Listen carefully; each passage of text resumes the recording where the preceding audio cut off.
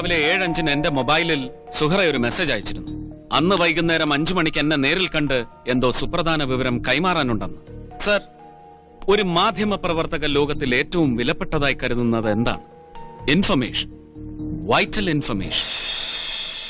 അത്രയ്ക്ക് വിലപിടിച്ച ഇൻഫർമേഷൻ ഒരു പോലീസ് ഓഫീസർക്ക് കൈമാറുന്നതിന് മുമ്പ് അത് സ്വന്തം ചാനലിലൂടെ പുറത്തറിയിക്കാൻ ശ്രമിക്കും സുഹറയെ പോലെ സാമർഥ്യമുള്ള ഒരു ജേർണലിസ്റ്റ്.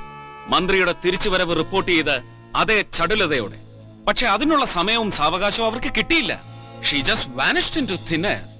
അങ്ങനെ പലയിടത്തായി ചിതറിക്കിടക്കുന്ന പത്തും പലതും കൂട്ടിവായിച്ചുണ്ടാക്കുന്ന കഥയ്ക്ക് ഒരു വമ്പൻ പൊളിറ്റിക്കൽ ക്രൈമിന്റെ ചൂടും ചൂരുമുണ്ടെങ്കിൽ it's just the logical culmination of a vicious sequence.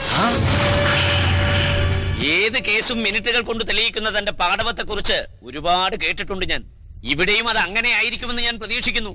Sir, വർമ്മയുടെ കേസിൽ മാഞ്ഞുരാൻ ഞാനൊരു സമയപരിധി നൽകിയിട്ടുണ്ട്. 14 ദിവസം.